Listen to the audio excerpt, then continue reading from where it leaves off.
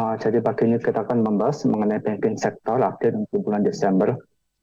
Jadi kalau kita lihat di bulan Desember itu loan growth itu kembali meningkat ya, 11,4% secara year on year. Ini sedikit lebih tinggi dibanding November 11,2.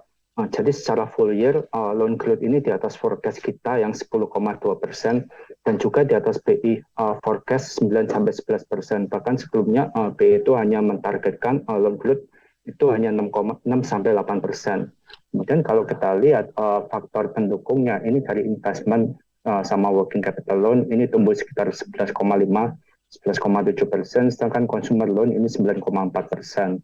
Kemudian kalau kita melihat di chart sebelah kanan juga angka PMI manufacturing kita itu terus berada di atas 50 itu selama 17 bulan berturut-turut. Jadi ini memang menunjukkan bahwa manufaktur kita ini ekspansif secara continuously. Ya.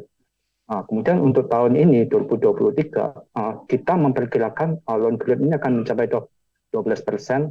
Ini juga ada di atas upper range dari forecast-nya BI 10-12%. Kita percaya bahwa dengan pembukaan kembali ekonomi kita secara full sejak awal tahun ini, harusnya ini bisa mendorong pertumbuhan kredit yang lebih tinggi. Kemudian kalau kita lihat dari sisi deposit, ini juga tumbuh 9% secara year on year. Kalau kita melihat di chart sebelah kiri, ini faktor pendukungnya ini dari Giro, ini tumbuh 21%, ini angka yang sangat tinggi.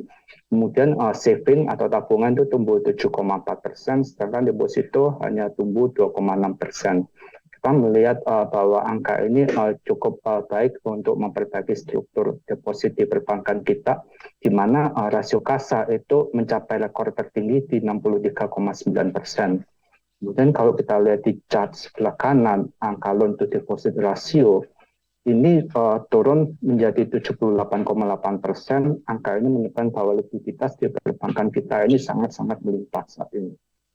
Nah, kemudian kalau kita lihat dari sisi bunga, kita melihat chart sebelah kiri atas, deposit rate ini menunjukkan angka udah meningkat sejak BI menaikkan suku bunga di September. Kemudian kalau kita lihat di lending maupun ini yang rupiah maupun US dollar yang di tengah dan kanan, ini juga menunjukkan angka peningkatan. Kalau kita melihat di chart sebelah bawah, ini juga kelihatan bahwa deposit rate ini sebenarnya udah cenderung konsisten mengalami kenaikan. Jadi kemungkinan kita melihat akan ada tekanan cost of fund ke depan. Jadi kita perkirakan bahwa sebenarnya kalau kita lihat di bank-bank yang sudah rilis kinerja Desember, bank-bank yang memiliki rasio kasa tinggi ini relatif cenderung aman. Mereka cost of fund-nya harusnya akan bisa lebih terjaga dibandingkan bank-bank menengah kecil yang memiliki rasio kasa sangat rendah ya. Bisa di bawah 50 bahkan sampai 20%. Ini kemungkinan akan mengalami tekanan cost of fund. Kemudian dari segi asset quality, NPL gross ratio kita juga terus menunjukkan perbaikan. Desember ini angkanya turun ke 2,44%, ini turun 56 basis point sejak tahun sebelumnya di angka 3%. Angka ini menunjukkan progres yang sangat baik ya untuk perbankan kita. Kemudian kalau dilihat dari structured loan, ini juga terus mengalami penurunan. Per Desember ini sudah mencapai 469 triliun rupiah, ini turun 194 triliun dibanding setahun sebelumnya. Nah, kemudian kalau kita review sekilas result dari perbankan yang sudah kita publish beberapa minggu lalu, angka pertumbuhan net profit dari 4 bank yang kita cover ini juga semuanya menunjukkan angka yang cukup baik, di mana keempat ini inline dengan konsensus, namun BCA ini ada di atas perkiraan kita. Nah, sedangkan BNI ini agak below dari perkiraan kita karena ada kenaikan beban bunga yang cukup tinggi di kuartal terakhir kemarin. Overall kita masih maintain overweight. Kita percaya bahwa net profit pertumbuhan tahun ini masih akan tetap baik, didukung oleh pertumbuhan kredit dan juga perbaikan kualitas aset yang terus berlangsung.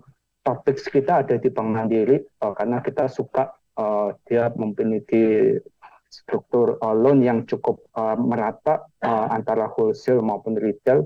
BCA juga mereka cukup fokus di corporate, BNI juga.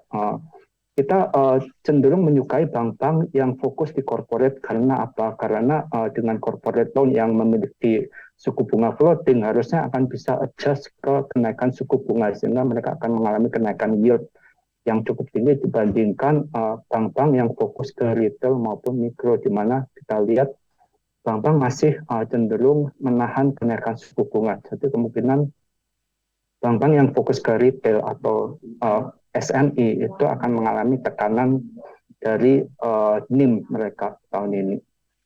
Kemudian ini slide terakhir, beberapa bank yang udah rilis kinerja mereka, kita akan mencoba memprediksi berapa dividen kira-kira yang mereka akan bagikan untuk tahun ini. Jadi di teratas itu ada Bank Niaga, kita perkirakan dengan asumsi dividen payout 60%, mereka akan bisa memberikan dividen yield 9,8%. Kemudian ada Adira, kemungkinan bisa memberikan yield 8%, BRI 6%, WOM 5,9%, Mandiri 5,3%. Sekian dari saya. Terima kasih.